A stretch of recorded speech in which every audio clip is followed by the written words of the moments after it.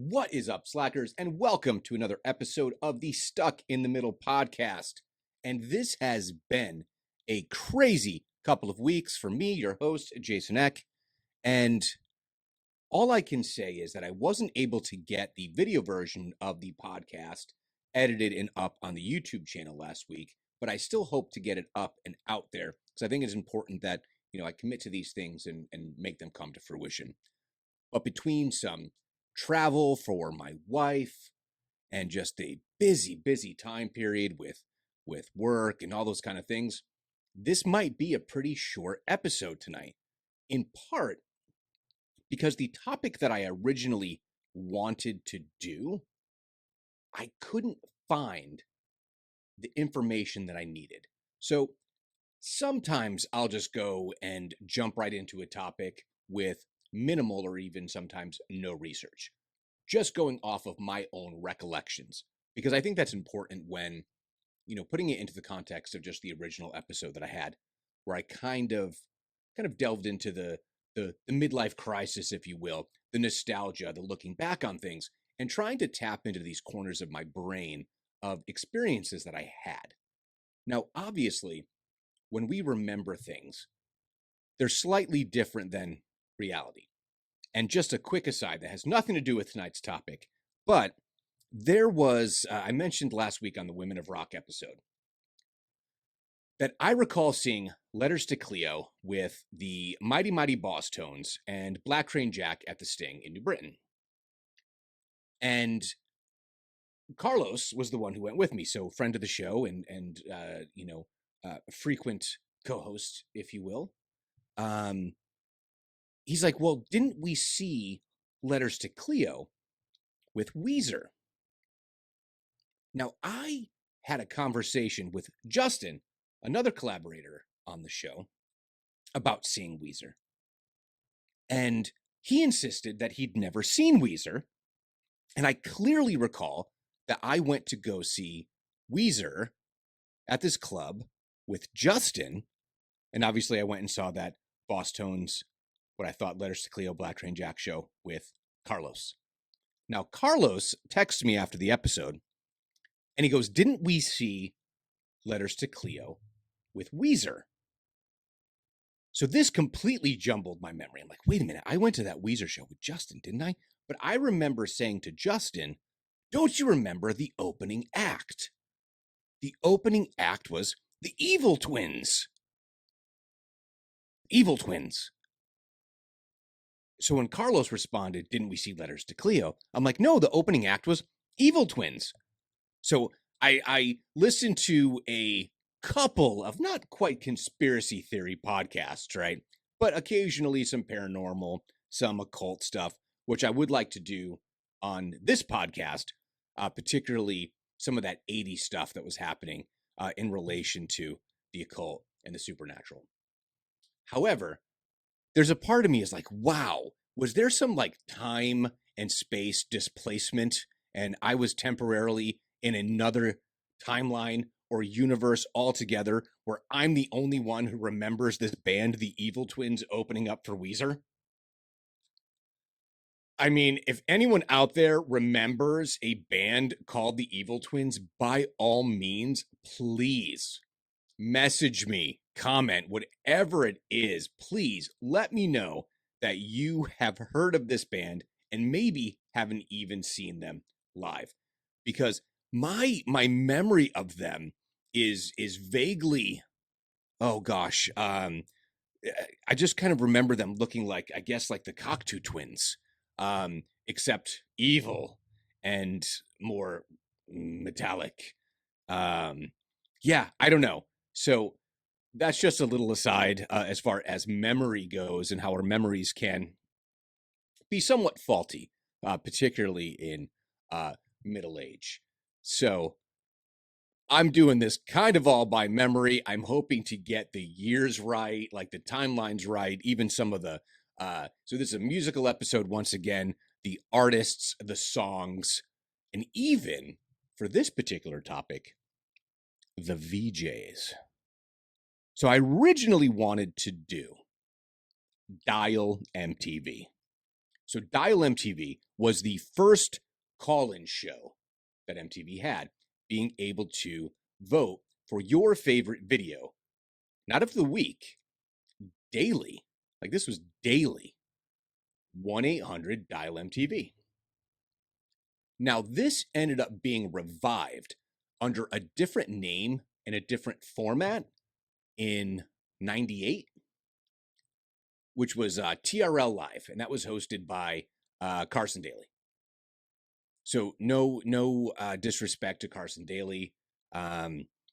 There's just something about Carson that irks me, and I don't know why. He seems nice enough and all that, but I never liked TRL. Now, mind you, I'm heading into, a different phase of my life at that point in the late 90s into the early 2000s. But nevertheless, you can find TRL stuff everywhere because TRL, timeline-wise, was already aligned with the early internet, right?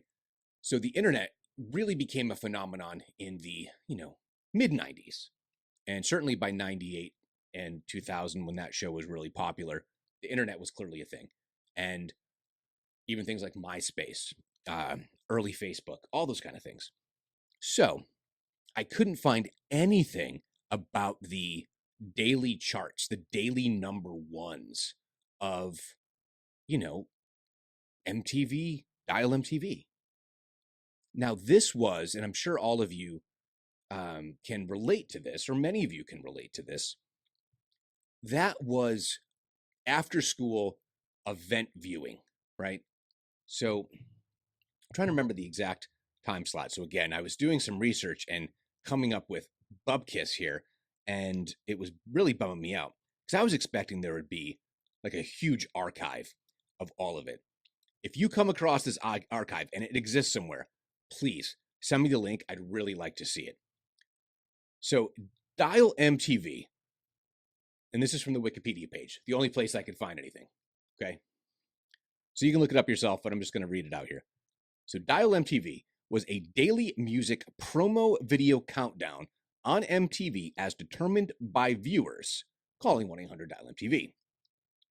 And it ran from February 17th, 1986 until June of 1991. So that would have been the summer between my junior year and my senior year of high school. So the show generally aired Monday through Friday for 30 minutes to 1 hour, and the scheduling and length fluctuated over the years. By 1989, the top 12 videos were shown daily. Now, there have been some episodes, I was able to find a couple of clips here and there, where they would just say, oh, number 8, and they'd show you a little tiny clip of it and not the whole video. But my memory is seeing whole videos during this time period. The show had several different hosts, including Martha Quinn, an original MTV VJ, in 1986. However, the best known, at least in the US, love this description, was long-haired Adam Curry, also a VJ on MTV's Head Bangers Ball from 1987 to 1989.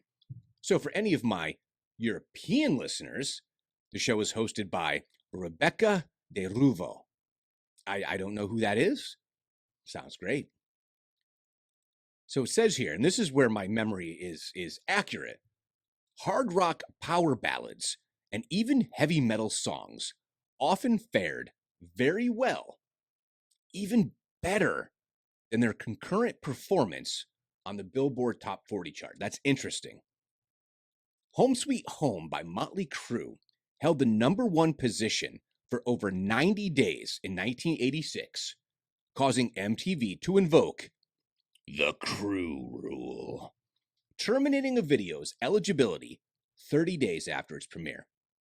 However, by 1988, the rules were loosened, and Def Leppard's Pour Some Sugar on Me held the top spot for over 10 weeks that summer.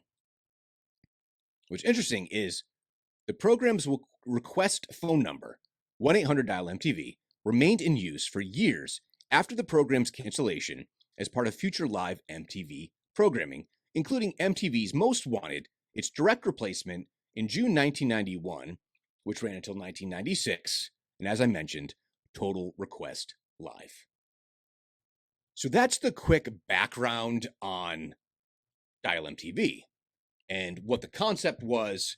And certainly I would agree that Adam Curry was probably the best, most well known for the show. And I think it makes a lot of sense when you consider that much of it was dominated by metal, glam, all that stuff, hard rock during that time period.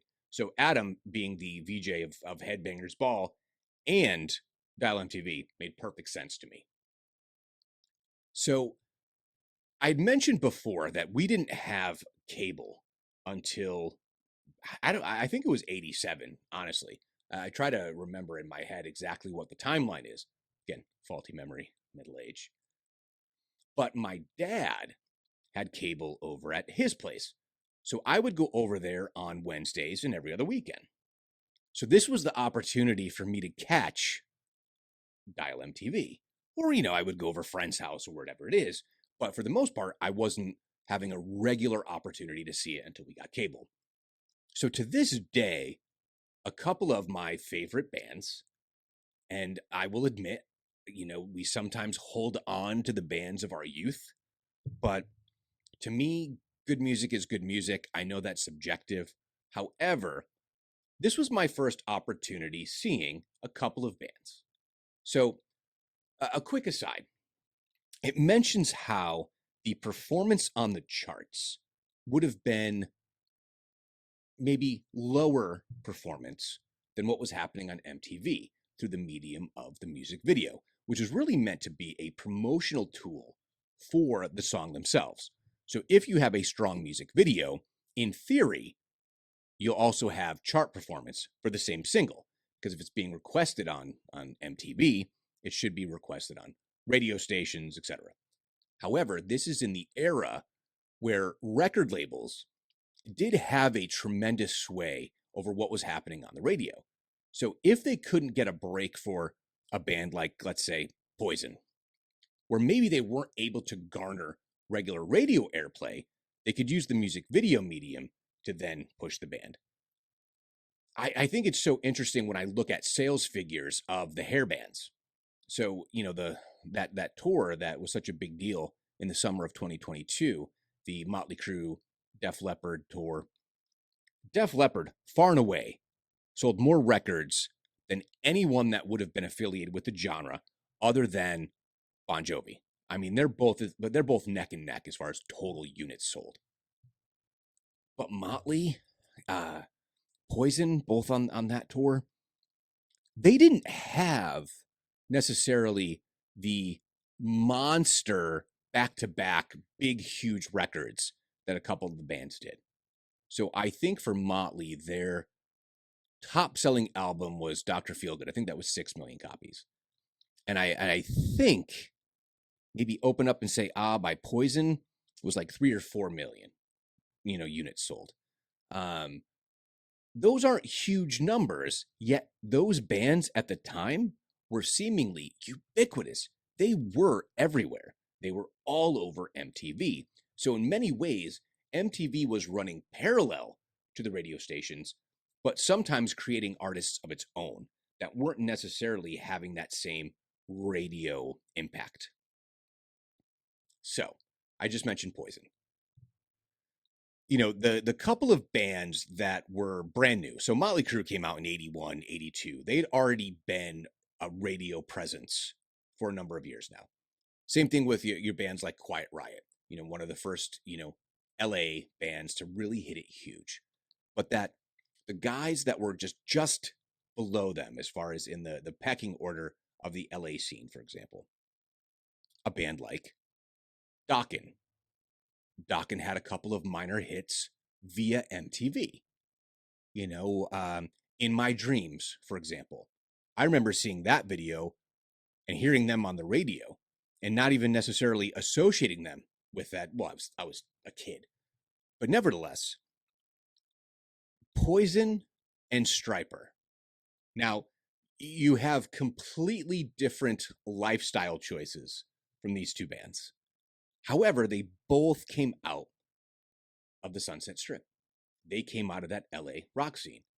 So, of course, Poison is known for their debauchery and their partying and their over the top performances. And of course, the makeup, the spandex, and all those kind of things. They were the party boys. If Motley Crue was considered just the bad boys, it's kind of like Poison at that time were the court jesters in a way. They just wanted to have fun. They didn't want all that heavy stuff and some of that darkness that I think kind of lingered over Motley, of which they would agree was true. Some really dark things that were afoot with the Crue. So Poison comes out, and the first song that I saw on Dial MTV was the video for Talk Dirty to Me. Was it Talk Dirty to Me that came out first, or did I Want Action come out first?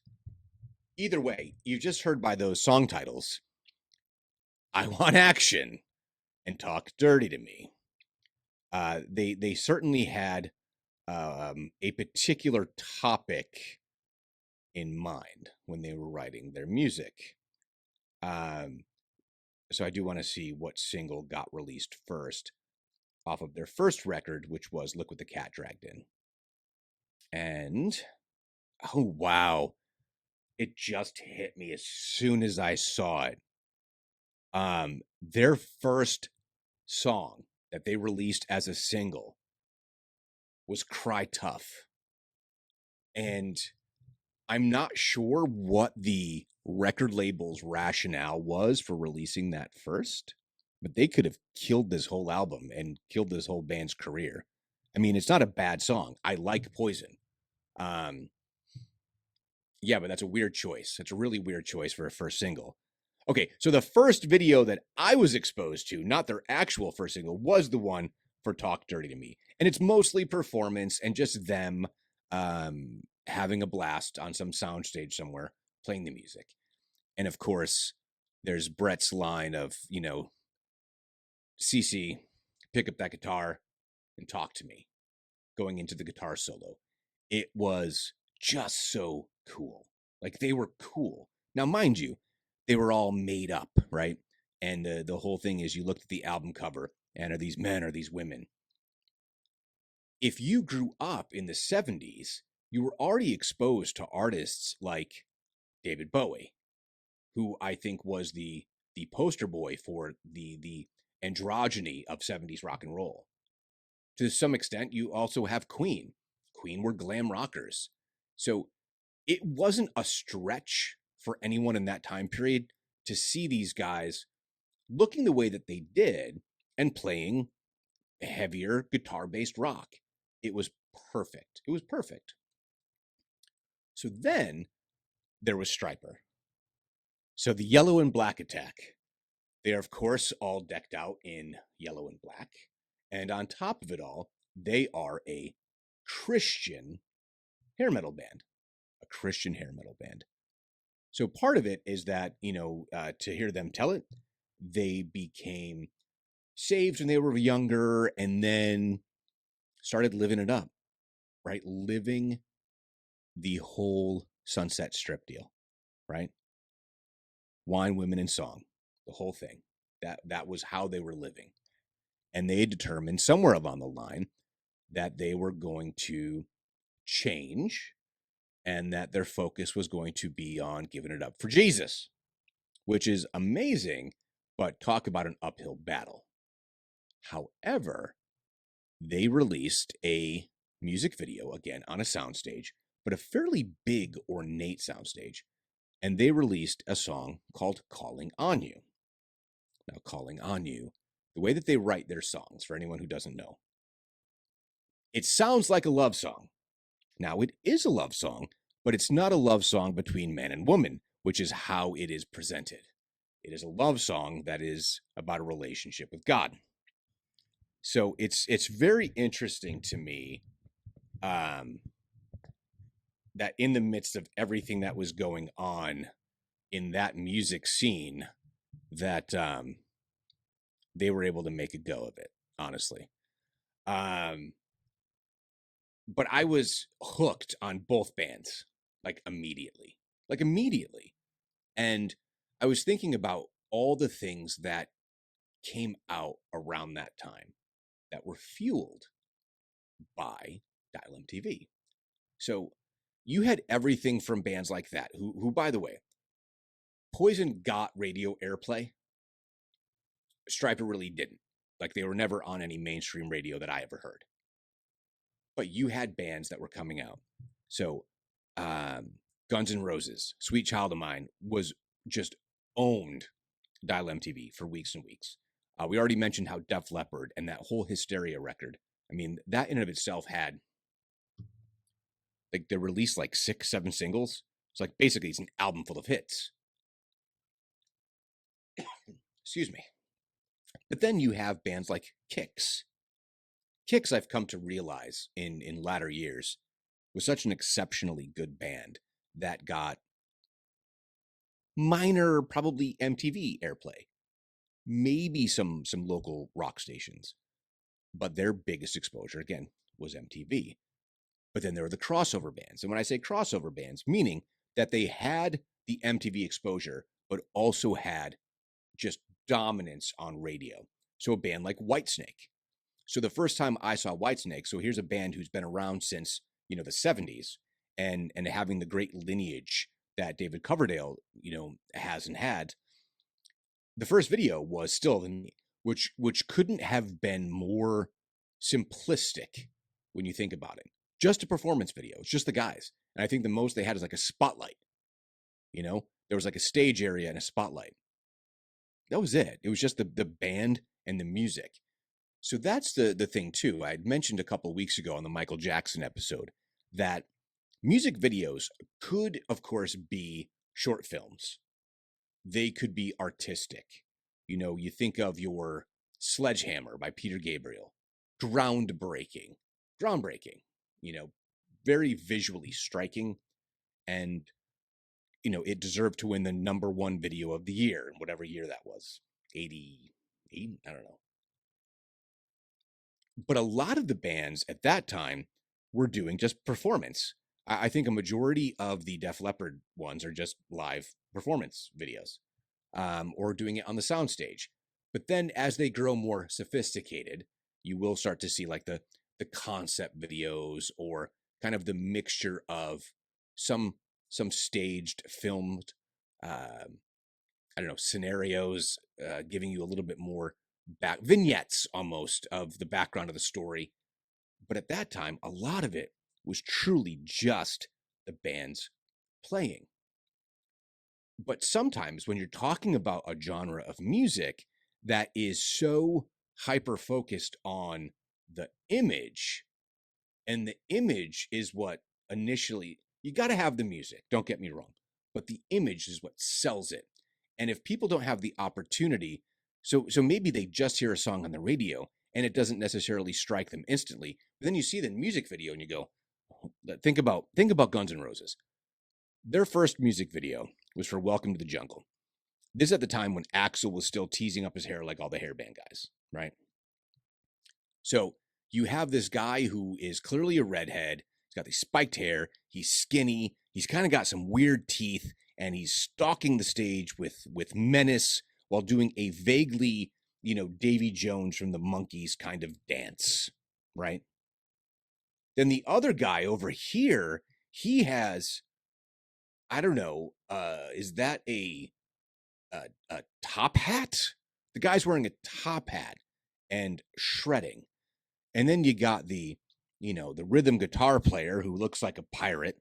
He's right out of the Keith Richards school of guitar. And you got your big, tall, lanky punk rock bass player. And then you got a drummer with just a big, huge mop of blonde hair and just beating the hell out of his drums. They were visually striking in a different way than the Poison, even though they're all coming out of that glam scene. But theirs was a sleazier version of it, a little bit more, I think, accurate to the glam bands of like a Mott the Hoople and those kind of things as far as an appearance perspective. But that's how the music got sold. So again, a band like Whitesnake breaks through huge. Dial MTV, living on a prayer, living on a prayer. So that music video, again, it is mostly performance live, but one of the key elements to the music video is John Bon Jovi on the wire, doing his best Sandy Duncan from Peter Pan, and grabbing that guitar microphone stand, and zooming over the heads of the crowd. Visually amazing, just such a cool moment, right? That's what made music videos so compelling. So I have focused an awful lot on the hair bands, but another artist, a few artists that I would place on there as being just dominant that also had the radio airplay, mostly because they were from the pop genre and did have the major label marketing machine behind them, and in part because they were really already established acts. So Madonna, for example, Madonna also was a dominant force on Dial MTV. Really from the earliest stages of her career, MTV helped to launch her, but then she continued to grow.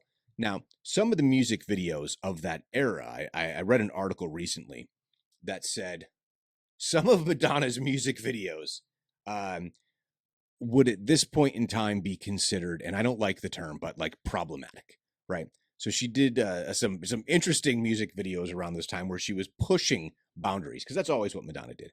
But it's like a prayer, like that was a #1 Dial MTV hit. Great song, seemingly edgy video, right?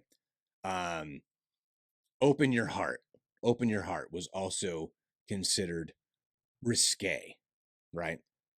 So that was, but my favorite, honestly, my favorite song by Madonna, and it was another Dial MTV fixture, and that was Vogue. Vogue is my favorite Madonna song. It just is. It just is.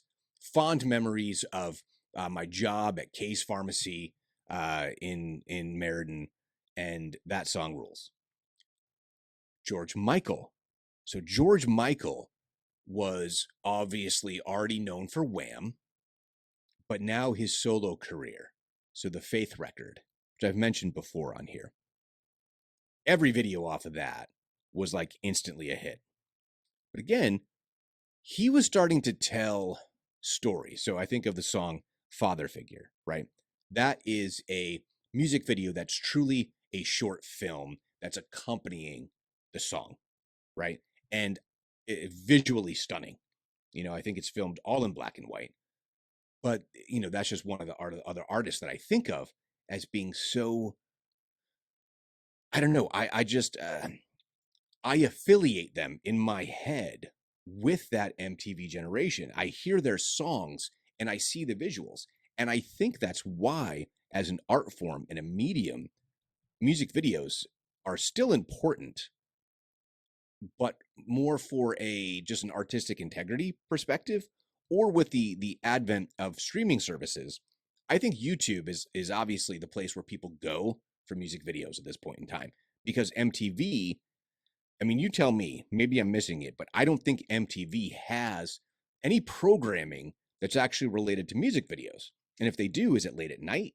Or are there affiliates? Are there, like, MTV3? I know there's different versions that are actually playing music videos. Let me know, because I really don't know. So after Dial MTV kind of died out and they had all these different iterations, it was really this kind of shattering moment of youth being over. So VH1, right, was like the sister channel, but like VH1 wasn't about really what was for the youth. So they talk about in marketing and advertising that you want to have the 18 to 49 demographic, right? Because that demographic ultimately has the most, at least in theory, disposable income. And that is who marketers are targeting, which is interesting and also devastating to think that I have another year of being in the coveted demo and then nobody cares about me except for the AARP. But nevertheless, in order to capture So I talk about on the podcast all the time that you have these two basic cohorts within the cohort, right? Your early Gen Xers and your later Gen Xers who have perhaps different musical tastes just because of their age and when their formative years and their teen years, the things they were interested in.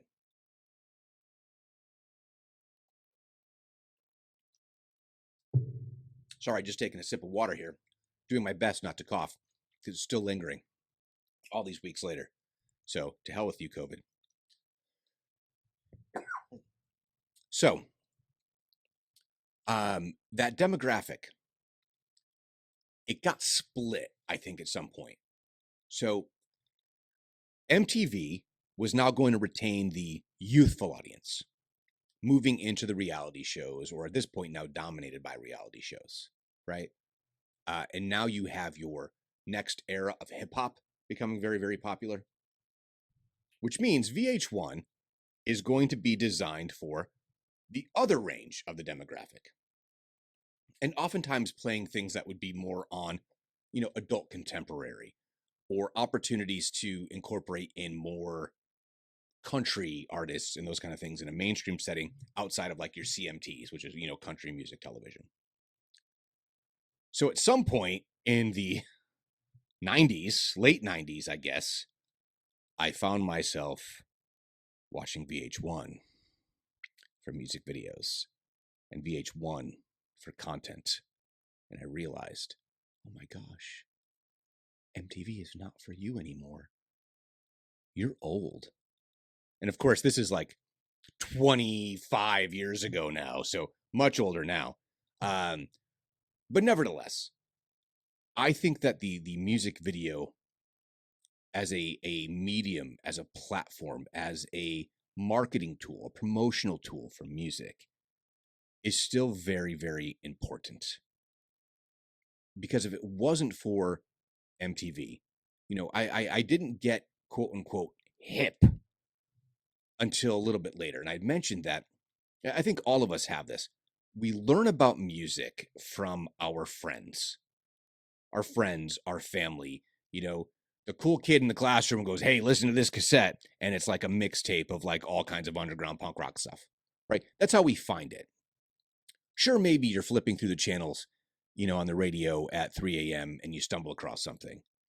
But for the most part, you learn about music from friends. But at that time, I was exposed to all the bands that would ultimately be like my playlist for life is really derived from the bands that really killed it on MTV, that had a presence on MTV, whose music videos were the top of the charts on their different platforms.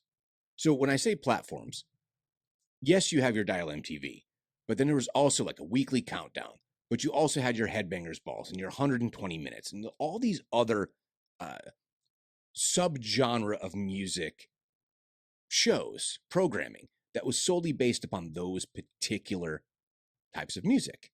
Now, 120 minutes could give you everything from punk rock to things that were metallic, like a Soundgarden, but then also be a Susie and the Banshees, for example, or an XTC, right? Love and Rockets, like those kind of things that would be played on there, or The Cure, REM, so on and so forth. Now, some of those bands, again, Dial MTV, that's what this episode is about. U2. U2 was a fixture on that show, particularly that Joshua Tree era, and then right into Rattle and Hum. Every video that came out, boom, it is instantly on Dial MTV because they were massive. It was such a huge deal when Metallica released their first music video. The band that had, to that point, had already sold platinum records without the benefit of radio airplay. Maybe your college radio stations were playing Metallica, but your regular format rock station was not playing Metallica in the 80s. They just weren't. And if you have a radio station that was doing that, well, bless you and wherever you're from, because it wasn't out here, right? So they had no music videos, no radio play, and yet were platinum selling artists. that is exceedingly impressive. It doesn't matter genre. It doesn't matter anything, where they came from, whether they were a thrash band or a rock band or a pop band. That's exceptionally difficult, particularly at that time where all these different types of media were becoming important and intertwined. So Metallica drops a video for One. Now, One is a concept video.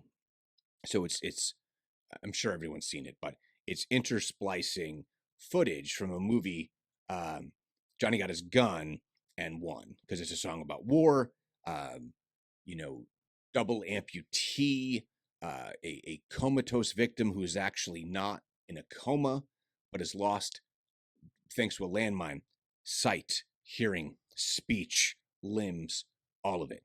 It is a devastating watch. Number one on Dial MTV. Everyone wanted to see it. It was such a huge deal. And I think there was a couple other, so Anthrax, Antisocial was on Dial MTV. Megadeth at that time. Gosh, what song would have been on there? Peace Cells? Was Peace Cells on there? Anyway, point is, Dial MTV was an opportunity for fans. And I love that power of the people mentality, because to some extent it demonstrates how much MTV shifted their programming, because it was almost as though it went from a time of truly being, we want to give you the programming that you ask for, literally by calling into the station and saying, this is what I want to see. And then as they moved into the reality TV, now mind you, clearly they're getting the ratings. And ratings is another way to know that you're giving people what they want. And I get that. I understand that. And I was one of those real world watchers back in the day. And I've watched far more of my share of, Road Rules Challenge and all those kind of things. I've done it. It's part of our generation as much as it is about the millennials generation. I mean, those shows were us first, and I can't really deny that reality. But there's a certain, I guess I have somewhat of a wistfulness, not just from the age thing, but for the fact that I've seen some crazy music videos recently, but not necessarily for music I love. But it was such a big deal that the deathcore band Lorna Shore was putting out something that was kind of a loosely constructed or overtly constructed kind of concept album with multiple interlocking music videos. Visually, very, very powerful. It's filmmaking. It truly is. Not my favorite music that I've heard recently. But I talk about one of my favorite current contemporary artists is Yellow Wolf. Yellow Wolf did a rock record with, gosh, I'm forgetting his name, Shooter Jennings, called Sometimes Why. Music videos for like 4 different singles, and just good old school. Like, some of them had direct concepts. Some of them was just, how does this relate to the song? I don't know. It doesn't matter. And there were plenty of those as well. We're like, how does this relate to the song? I don't know. It's someone's interpretation. It's Wayne Isham's interpretation. Anyone who knows who Wayne Isham is, he's a director, did a lot of music videos. Because obviously this also bridged the gap. It ran until 91. Because I seem to remember Pearl Jam and bands like that being on the last vestiges of Dial MTV. But again, I could be misremembering that, as Roger Clemens would say. Nevertheless, I would love to know what the songs and the videos were of the Dial MTV era, particularly which ones were there for weeks and weeks and weeks. I would love to know every song that hit number one. Now, mind you, this is Monday through Friday, every day, every week for what is it, 6 years? 5 years. So for 5 years, every day the show ran. I would love to have the archives of every number one because I guarantee you there are going to be some bands that unless you were a fan of in that time frame, you're going to go, I have no idea who this is. Like no idea. I don't even remember that. But you'll remember the video. I guarantee you'll remember the video. Um, Information Society, right? Were they on there? Pure Energy. Remember them? I think Jesus Jones, right here, right now, they were on Dial MTV. You're Unbelievable, right? EMF. So you have your kind of like your one hit wonders interspersed with acts with longevity, with a little bit more cachet. It's just really interesting. MTV was so groundbreaking and so interesting and innovative. And in many ways, I think to some extent, it informed the increase in the scale of the live performance as well, of trying to make a truly interactive experience. And I'll use another band, Queensryche. Queensryche made the Eyes of a Stranger, Silent Lucidity, songs like that were on Dial MTV. They incorporated. I think they were one of the earliest acts to really have multimedia happening on screen because they were releasing concept albums and there'd be video screens and performances and like, why is there a basketball hoop on the stage? Well, that's in one of the songs. Jeff Tate shoots hoops. It's just the visuals became much more important. So sure, Bowie had some big stage acts. At this point, Alice Cooper, infamous for his live show. Infamous for his live show. But those were few and far between, I think, as far as being anything more than, I think my first concert, I mentioned it on here, was Whitesnake and Great White. There was some laser shows, maybe some, I don't know, fog machines or something. But basically, it was just two bands who got up there and played their set, but the headlining band had a bigger stage, right? Because they have the whole thing, because their whole stage is there, and then the opening act is usually in front of all of their stage gear, right? But at the end of the day, it was just the two bands. That's it. But then you look at Metallica and their Injustice for All tour and how that stage was decorated. Like it was a massive performance. Yet I saw Poison, I can't even tell you how many times. And I don't remember, other than maybe one screen in the laser shows, again, a lot of pomp and circumstance. It was just a stage with some cool lights, the band's logo in neon LED lights. Really cool. Awesome. But I feel like the evolution of music videos were pushing bands to innovate, explore artistic endeavors, bringing in filmmakers to actually produce and direct their videos. It's just such a cool art form. I think it's not a lost art. It's just that, yeah, you can put it up on YouTube.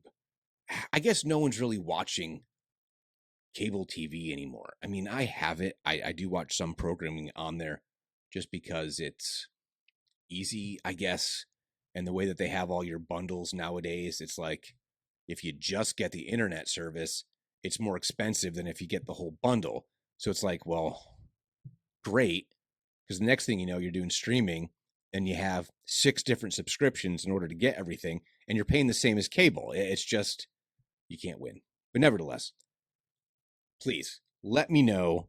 Let me know in the comments. Send me a link. If someone knows an archive that exists of Dial MTV, I want to see it. I am just fascinated. You'll see White Lion. You'll see Trickster, Winger, all those groups. Milli Vanilli. Remember them? I think Rick Astley might have been on there, but not with the song that you think. Anyway, please let me know. I'd love to get some feedback on Dial MTV. So how can you reach me? Well, you can reach me on Twitter, Instagram, and YouTube at StuckPodX. You can head over to the Facebook page, Stuck in the Middle, a Gen X podcast. You can email me at stuckinthemiddlepod@yahoo.com. Please leave 5-star reviews, like, comment, and most importantly, please subscribe to the podcast. So, until next time, later, slackers.